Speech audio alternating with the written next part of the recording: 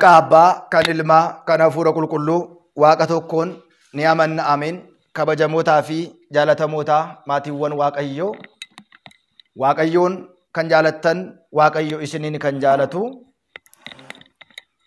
hordoftoonni chaanaalii keenyaa hundumti keessan akkam jirtu, akkam yoo nageessanii, guyyaa har'aatiin kan nu ga'e Waaqni keenya galannii fi ulfinni teessoo isaa Aariyaam irratti isaatiif haa ta'u. Guyyaa har'aa kana garaagarummaa amantaa fi amantii waliitiin ni ilaalla. Namoota baay'ee biratti amantiin maalidhaa? Amanuun maalidhaa isa jedhu baay'ooliin isaanii waan beekan natti hin fakkaatu. Amantiin maalidhaa? Amantaan maalidhaa? Amantiin maalidhaa? Amantaa fi amantii isa jedhu bal'inaatiin adda baasneetu guyyaa har'aa kana waliitiin ni ilaalla. Ka'umsa barroota keenyaa kan taasifannu deebii isaa argachuudhaaf, yaada kanaaf amantii fi amantaa argachuudhaaf Ibroota boqonnaa 11 lakkoofsa 1 kaasneetu waliitiin ni ilaalla. Amantiin maalidha? Amantaan maali? Garaagarummaa qabu isaan kun tokkodha. Amantaa fi amantii isa jedhu bal'inaatiin ni ilaallaa. Hanga dhuma qophii keenyaatti nu hordofaan dhaamsa keenyaa. Inni biraan immoo chaanaalii keenya sabiskiraayibii, laayikii, sheer taasisuudhaan akkasumas nu hordoftan isin beeksisaa. Ibroota boqonnaa 11 lakkoofsa 1 kaasnee gaafa ilaallu amantiin maalidha? Amantaanoo amantii fi amantaa garaagarummaa qabamoo tokkodha kan jedhu sana ilaaluun barbaachisaadha.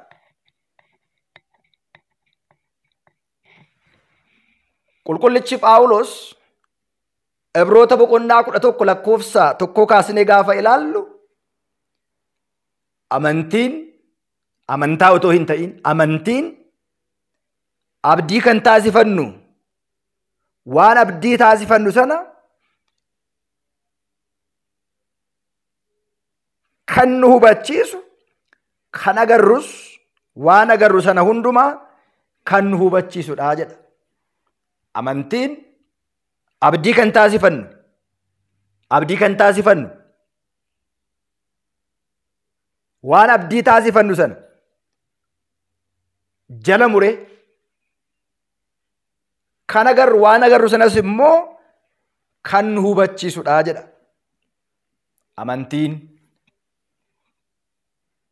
Amantiin jecha እምነትና ሃይማኖት, amantaa fi amantii. Amantaan inni jennu waliigalli isaa maqaa amantoota hundumaa kan walitti qabatee jiru. As keessa gosoota amantii garaagaraa, amantaan gosoota amantii garaagaraa of keessatti haammatee kan qabatee jiru. Achi keessa shakkaan jira, ahizaabni jira, kan amane jira, kan hin amanne jira, kan tulluutti bulu jira, kan mukatti bulu jira, kan dhagaatti bulu jira, kan lagatti bulu jira, waaqa tolfamaatti kan waaqessu jira. Isaan kun hundumti isaa walitti gaafa qabaman amantii jedhamu.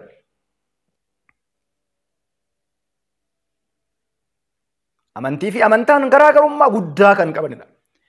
Amantaan maqaa waaqa waaqessanii sana, maqaa waloo kan amantoota hundumaa, amantaa shakkaa, amantaa ahizaabii, amantaa waaqa tolfamaa, amantaa warra akkasii jennee kaa'uu fi waamuu dandeenya. Amantiin garuu abdii kan taasifan, waan bor itti abdannu sana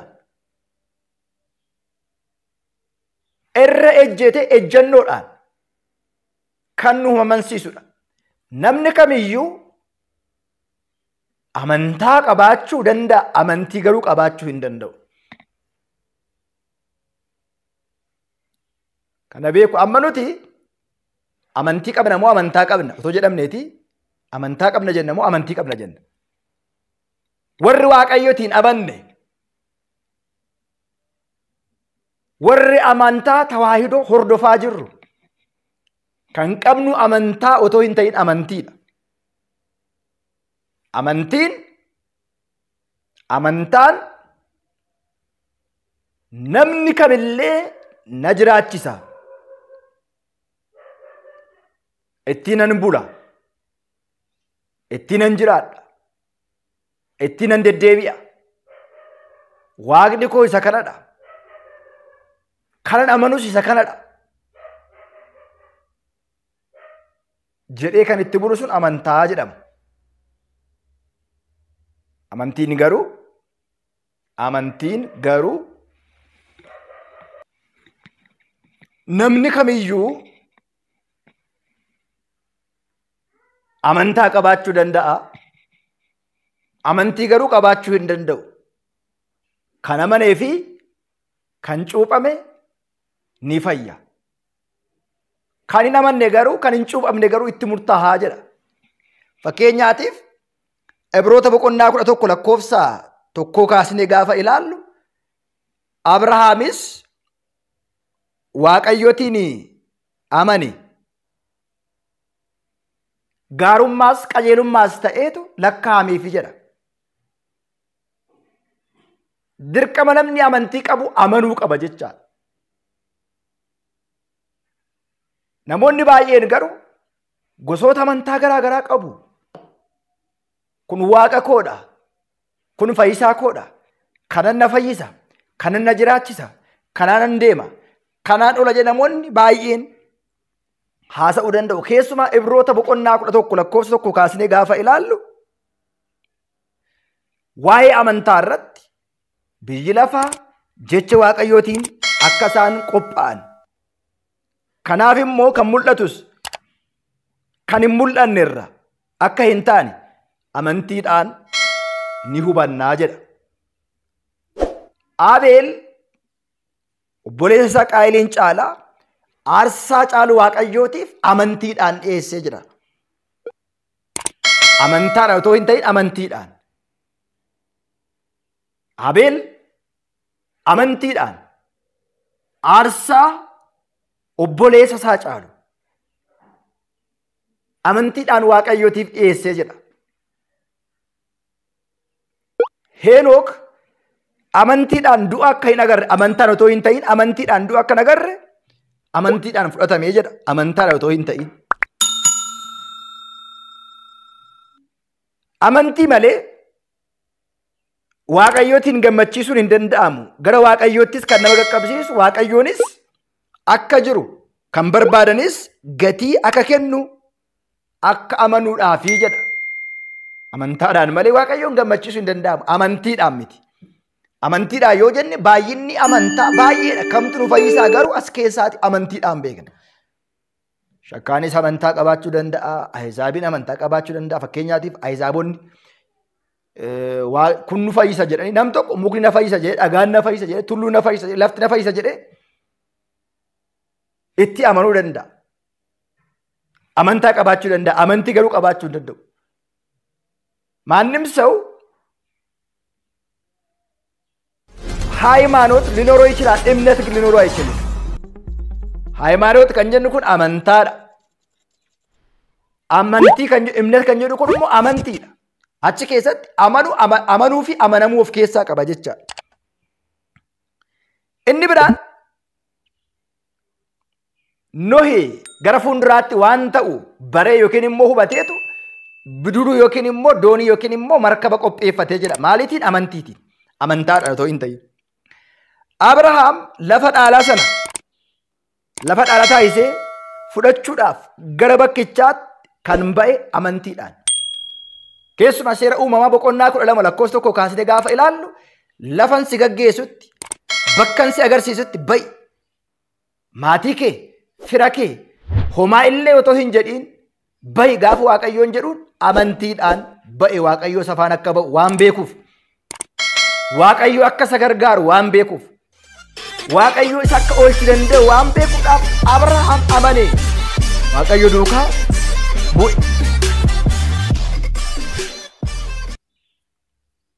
Kanaafidha isaan kun hundumtiyyuu amananiitu du'anii. Kan isaanii kenname jecha abdiis hin arganne.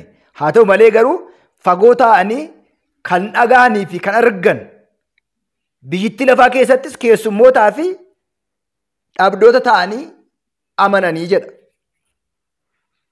Egaa asirratti keessumaa Ibroota boqonnaa 11:1 kaasnee gaafa ilaallu amantaa dhumtiyyuu samiiwwan dacheen uumamoonni mul'atan kan hin mul'anne kan ta'anii fi kan hin taane hundumtiyyuu jecha Waaqayyootiin sagalee Waaqayyootiin akka qophaa'anitti amanuun amantii jedhama. Isa malee fayyisaan hin jiru. Isa malee Waaqni hin jiru. Isa malee uumaan hin jiru. Isa malee kan nama gargaaru hin jiru jedhanii amananii isa duukaa bu'uun isatti amanuun amantaa jedhama jecha. Kanaaf nuti amantaas qabna, amantiis qabna. Amantiin maqicha gaafa ta'u, amantaan immoo hojii amantaa sana keessatti hojjetamee jireenyi bara baraa itti argamu waan ta'eedhaaf kana beekuun barbaachisaadha. Namoonni baay'een garuu amantii qabu malee amantaa hin qaban. Maaliif? Amantaan dhugaa kami? Kan isaan fayyisu, kan isaan jiraachisu isa kamidha kan jedhu beekuun dirqama barbaachisaadha. Qulqullichi Phaawulos Qorontos 1:13 irratti amantii, abdii, jaalala isaan kun immoo wal faana jiraatu. Jaalalli garuu hunduma caalaa jedhe. Jaalalli eenyudha? Waaqayyoodha. Jibbi eenyudha? Seexanaadha. Jibbi kan eenyuti? Kan seexanaati. Lubbuu baasuun kan eenyuti? Kan seexanaati. Walirratti kaka'uun kan eenyuti? Kan seexanaati. Isa kanaaf egaa amantii fi amantaan garaagarummaadha. Amantaan maqaa amantiitota hundumaa kan of keessatti haammatee jiru. Namoonni na jiraachisa. Amantiin koo, amantaan koo kanadha jedhanii itti waaman, maqaa itti waamaman gaafatu amantiin garuu hundumaaf hin kennamu. Eenyu amantii qaba? Kan amanee fi kan cuubame ni fayya. Abrahaam fa'a amananii, Noohi fa'a amananii waan isaan argatan Ibroota boqonnaa 11 gubbaa irratti bal'inaatiin taa'ee argineerra waan ta'eedhaaf. Egaa keessumaatii waa'een amantaa kun kallattii garaagaraatiin ibsamuu danda'a. Keessu wangeela Maatiyos boqonnaa 6:30 gubbaa irratti isin warri amantiin isin hir'ate warra amantaa miti. Namni kamiyyuu amantaa qaba. Amanuu garuu kun immoo amantaa qaba, amantii garuu hin qabu. Isin warri amantiin isin hir'ate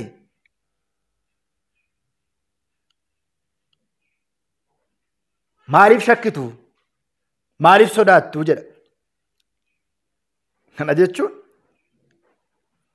amantii keessatti illee shakkiin barbaachisaa akka ta'e laphee guutuun amananii laphee guutuun waaqessanii eenyummaa ofii dabarsanii itti kennanii kan na jiraachisus, kan na oolchus, kan na bulchus, yoon du'es du'a keessaa kan na kaasu, yoon dhabees kan naaf laatu, yoon dheebodhes dheebuu kan na baasu, yoon qullaa ta'es daara kan na baasu, fooniin yoon jiraadhes yoon jiraachuu baadhes, lubbuun yoon jiraadhes yoon jiraachuu baadhes, kamillee yoo ta'e isaanan jiraadha, isaanan bulaa, harka isaaran oolaa, barruu isaaran bulaa, hunduma jireenya koo keessatti kan naa raawwatu isadha jedhanii amanuun amantii jedhama. Kanaaf egaa amma warri asiif achi kaasan kun wangeela baatanii mandarra deemanii maqaa amantaa malee amantii hin qaban. Maqaa amantaa malee amantii hin qaban dhugaa dubbachuuf taanaan. Isaan kun soofdootadha, shakkitootadha, fakkeessitootadha. Waan ta'aniif jarreen amantaa qaban amantii hin qabne kun garuu fayyuu hin danda'amu. Yookiin immoo fayyuu hin danda'an. Namni amantaan otoo hin ta'in amantiidhaan fayya. Amantiin sun immoo amantii hojiitti kan. Amantiin sun immoo amantii jireenya bara baraa namaa kenna. Amantiin sun immoo amantaa boqonnaa bara baraa namaaf kenna. Innis tokkicha ilma Waaqayyootti amananii Isatu lafa kana diriirse. Badhee kana diriirse samii kana utubaa malee dhaabe. Uumamoota hundumaa kan mul'atus kan hin mul'annes galaanota kana hundumaa kan uume isadha. Anas kan uume isadha. Anis kan saati innis kan kooti. Dhabuuf argachuu keessatti inni na duukaa jira. Har'a yoon gadde bornan gammada. Har'a yoon dhabe bornan argadha. Har'a yoon du'e bordu'a keessaa nan ka'a. Har'a yoon dhibame bornan fayya. Har'a yoon hidhabe bornan hiikama jennee amanuu fi amanatanii hojii amantaan hojjechuun amantii jedhama. Amantaan immoo maqaa isaati namni kamiyyuu qaba. Kan amantaa qabu hundumtuu amantii qaba miti. Kan nama fayyisu amantaa otoo hin ta'in amantiidha. Kan nama fayyisu amantaa malee amantaa miti. Amantiin amantaa. Amantaan maqaa waaqa amanne yookiin immoo waan amanne sanaa gaafata. Amantiin garuu hojii amantii keessatti hojjetamu hundumaa abboommi isaa jechoota wangeelaa jahaan haa ta'u, asiraatii haa ta'u, bakuraatii haa ta'u, kurnee haa ta'u, ga'ee nama tokkorraa eegamu ba'anii argamuun amantii keessatti malee amantaa keessatti miti. Namni kamiyyuu amantaa kam amanuu danda'a. Waaqa kam amantaa qabaachuu danda'a. Amantiin garuu kan hundumarraa kan adda ta'e, kan nama fayyisu, kan nama jiraachisu, kan nama oolchu, kan hunduma nama raawwatu Waaqayyoorraa kan namaa kenname hojii Waaqayyoo hojjetanii abboommi isaa eeganii hanga dhumaatti ittiin deebi'uun amantaa jedhama.